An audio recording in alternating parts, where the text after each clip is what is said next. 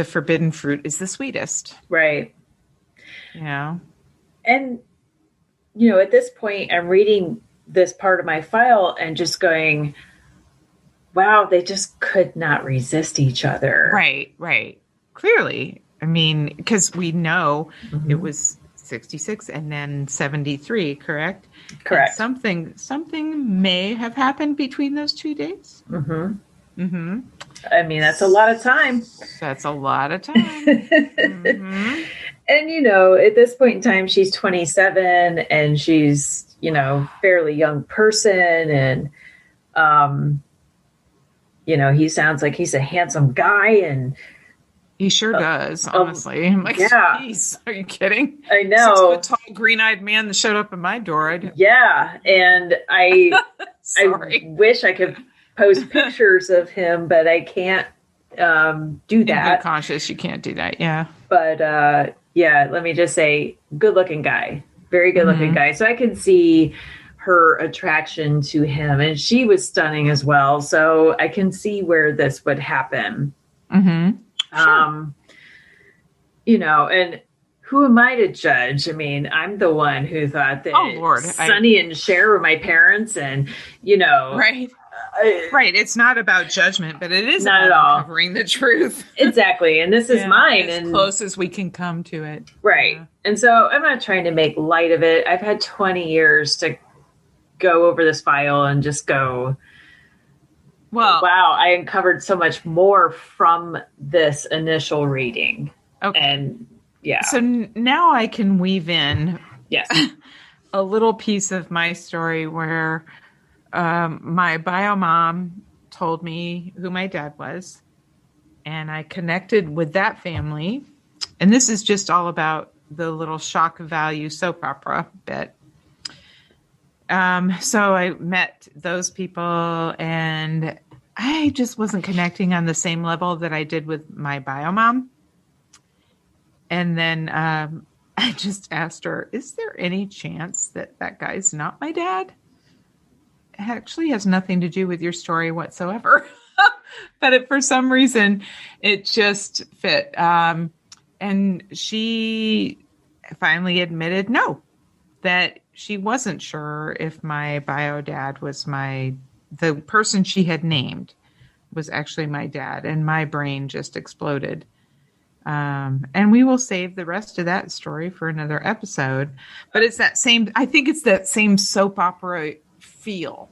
I think that's what I'm relating to, where I'm like, here we are, I'm like connecting with my bio mom and everything's great for years and years and years. And then there's a question mark in my mind and I'm like, whoa, okay, now we are changing up the story. Yeah, it's kind of mind blowing to actually have that type of information that you've never known before. Right.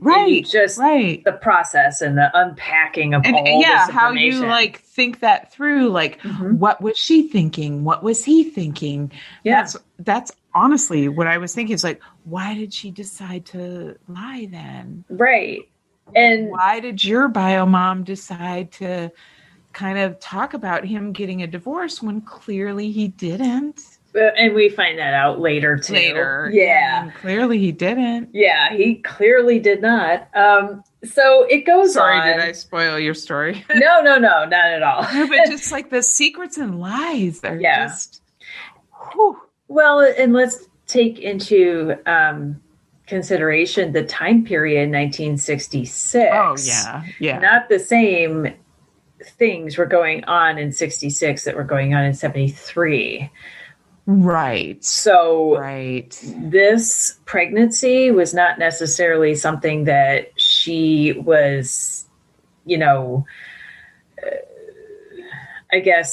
able to divulge to people. And like we said in the first episode of this, she was very much trying to hide it from people. Oh, gosh. And she was carrying very... almost tragically, to my mind. Right. So much trying to hide it. Right. To the point of being unhealthy. Yeah. So the narrative does continue. Sorry, guys. It's okay. There's so much. Where do we end this one, Mary? I know. Like, where do you end this story? So it goes on to say she is looking forward to a change in jobs, and I presume. Ooh, okay. And I presume and hope that she will meet someone in the new setting to whom she can become attached. What? This is the social worker saying that, or she Correct. said that? Oh Correct. My gosh. But again, there's so much more to the story that I will reveal later that will justify that sentence. Oh, that makes sense from what you've told me, but I'm not going to give anything away. But at the same time, I'm still blown away by how the social worker really inserts their own wishes for your mom. I think that back then, most people did meet each other through their work. So, for sure. Even now. Right. It's true. So I think that she just became hopeful that, maybe something else would happen. If she switches jobs, she'll find somebody else. Sure. She has not said this in many words, and I do think that she is still emotionally involved with the alleged father of the child. We attempted to cover as much ground as possible during this interview, inasmuch, there it is again. Inasmuch. Yeah, as it is quite late in her delivery period. I explained to her that the policy of the agency did not permit us to take care of an adoption in a mixed marriage situation. However, we were very careful to evaluate the home. Here we go. And to have the approval of the priest of the Catholic Church before so doing. Sorry. Miss R is aware of the fact that I have one particular home in which I'm interested as it relates to the placement of a child. I described this home to her in detail without giving identifying information. I feel that my description of this family and home was quite comforting to her.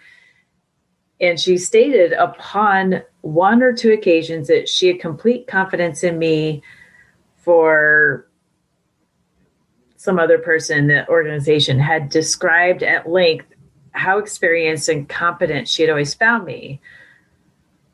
Now, this is where I'm going to end it because the rest involves the birth and all of that. But good Lord, that was also a red flag for me, or a flag of some sort. Going, wait, I didn't grow up Catholic. My family's not Catholic. Mixed marriage? What? I am confused by that statement. Religions. Okay. Yeah. So she was of one religion. He was of another. Okay. And religion will be brought up a couple of times in this story. It's pretty intense, but this was the first inkling I got about the dad, which was, is he really that concerned about the religion, or is she? And then the whole, placement and everything, being concerned about where the child is placed. But she had definitely made up her mind. So there's so much to unpack in this part. Again, but well, all I can say is your non-identifying information is way more dramatic than mine. And I will do a mini episode about mine because it will be a 2-minute episode. Really. Like, I got none of this. Right. Zero. And I know. And I feel fairly fortunate to have gotten as much as I did. And that's what compelled me to move forward. Oh, sure. And keep going. Like, this is a huge teaser. Like, you want to know these exactly. people now. It's like, I want to know these people. Yes. Oh. And we do get to know these people a lot better. And, I guess my ending statement on this is I respect somebody's or anybody's decision. Oh, yeah.